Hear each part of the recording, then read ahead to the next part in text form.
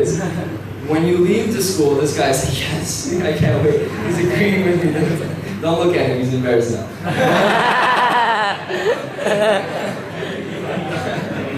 But my teacher always used to tell us, he's like, you know, there's going to be a day where you leave, and once you leave the class, once you leave your school, once you leave your teachers, you're not going to have that much time to read the Quran or spend time with the Quran while you do now. Because, you know, when you get out of school or when you get out of like a program, you start doing actual college, you start doing work, you know, you have like all these other responsibilities, you start becoming an adult, right? As kids and like teenagers, for the most part, when you're younger, your parents take care of you, you know, or you have people watching over you. You're still young, you know, so people will take care of you for the most part.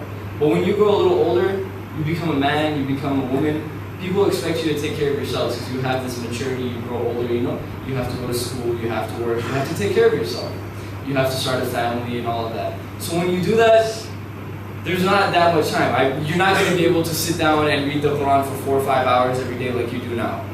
Not going to happen, I promise you. I can almost like guarantee that you're not going to have that chance. Maybe every once in a while, or if you take out that time. But I want you to imagine if you're sitting right here, right now, right? If you're sitting in the masjid or you're sitting in a school and it's hard for you to sit down for 4 or 5 hours without thinking about, oh my God, when do I get to go sleep or when do I get to leave, you know? Imagine, and this is where you're being watched and you have teachers and you have to do stuff, you know?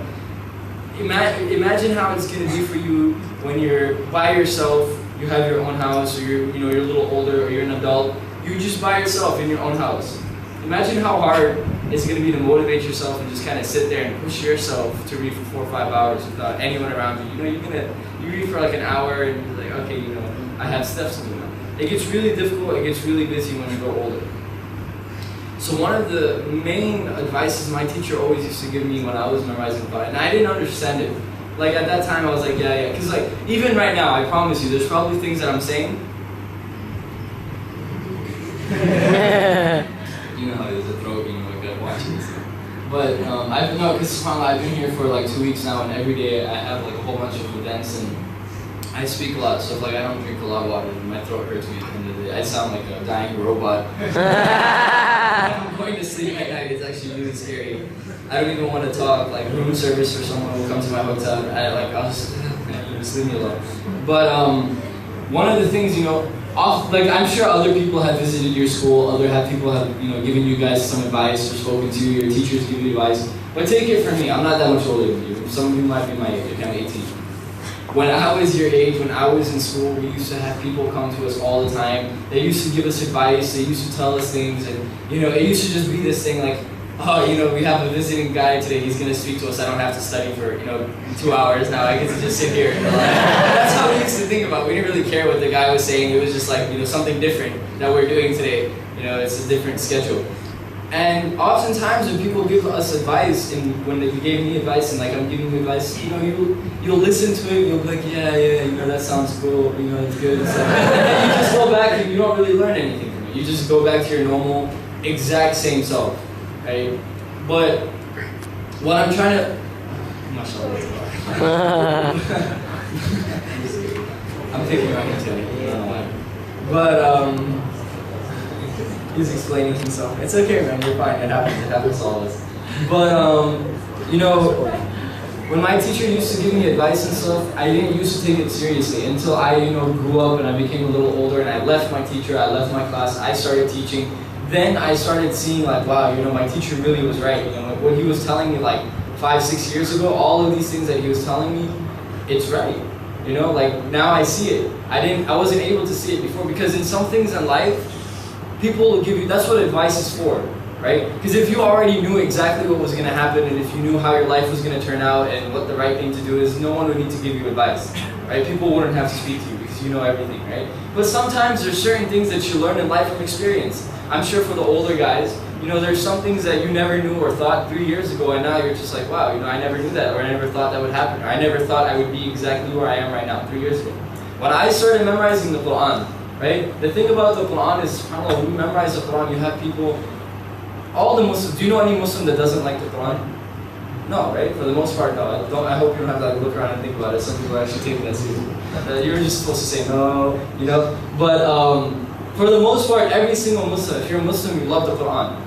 And if you're someone that's memorizing the Quran, and if you're someone that has the Quran in their heart, obviously, automatically, people are going to respect you and love you as well, because you hold such a great treasure in your heart, right? So there comes a responsibility with that. And for example, when I was memorizing the Quran at 9 years old, I'm sure there's a few 9-year-olds here, I didn't even think, like, at all in my mind that 10 years from now, or like, you know, a few years from now, I'd be traveling or I'd be sitting in front of a school in Malaysia. You know how far this is from my house? 30 hours on the plane, okay? So like, I never thought that I would be so far away from my house speaking to a school in another part of the world about the Quran. But that's the power of the Quran. Because what I am and where I'm sitting right now is not because, oh, you know, I'm some special, amazing human being, I'm different than you and my mind is like bigger. No.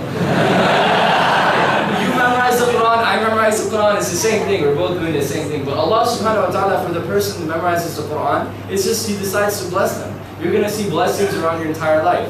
You know, at least, you know, when I was memorizing the Quran, and when you finish or when you memorize enough, school becomes easier too, like normal school, because you just, what is school? You just memorize a whole bunch of things. You just have to remember a whole bunch of things. So if you memorize the whole Quran, you remember the whole Quran, come on, how hard is it to remember a mathematic problem or like a formula? You know, it's like, come on.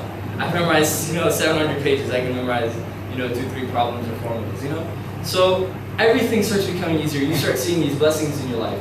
So the time that you have now, I know there's a lot of times where you say, and I don't know how it is here, but when we were in Madrasa, when we were memorizing the Quran, we used to get like disciplined by our teacher and punished, you know, all that stuff. I know you guys are probably well aware. So there used to be times where my teacher used to get mad at me or like yell at me or something, and I used to get so mad at him. I'd be like, you know, I hope the car hits him on the way home.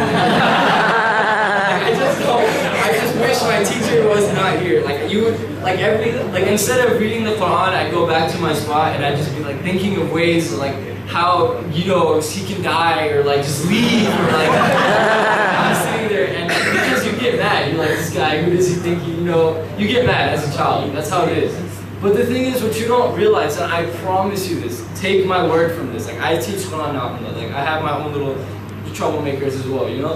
Like, when your teacher tells you something, when they give you advice, whether you think of it as something meaning, whether you think they're being harsh on you, you know, whether you think you hate them more than anyone else in the world, it's everything for your own good, I promise. Like when I used to think that way towards my teachers, as I just said.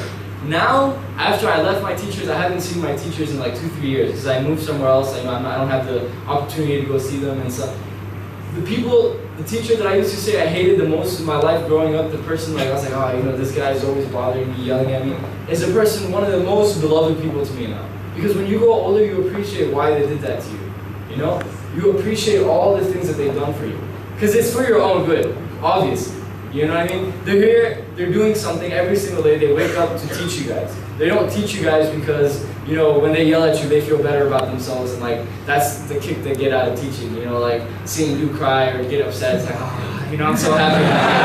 You know, I promise you that's not how it is with teachers, you know, we don't like get some kick out of like, oh, you know, but it's all for your own good. So this time that you have here, right, use it wisely. Don't waste your time. If you have time, use it wisely. Read the Quran, review the Quran, which brings me to my next point, inshallah, my next bit of advice for you guys.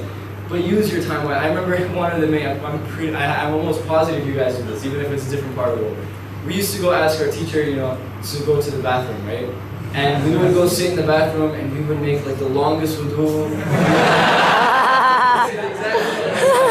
sit there in the bathroom, you take your time, you make the longest wudu, you sit there and dry yourself properly and everything, you know. 30 minutes later, you're coming out of the bathroom, you're just like, you know, you spend so much time in the bathroom, you love the bathroom. I'm serious, like you would love going to, I've never loved the bathroom more than when I was memorizing the Quran, because that just used to be, like, you used to get out of your place and go in that bathroom, and you used to have, like, and the scariest thing was like when you're sitting there talking with your friend and your teacher walks into the bathroom, right?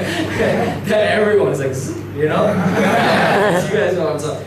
And the thing is, the funny thing is when you're by yourself in the bathroom, it'll take you like 30 minutes, mashallah. You know, the companions of Prophet, they used to make proper wudu, you know, the Prophet. we make like better wudu than that. We will sit there and like, you know, waste time just so we don't have to go read. But when our teacher comes and he's in the bathroom, it's like 3-minute wudu, like it should be.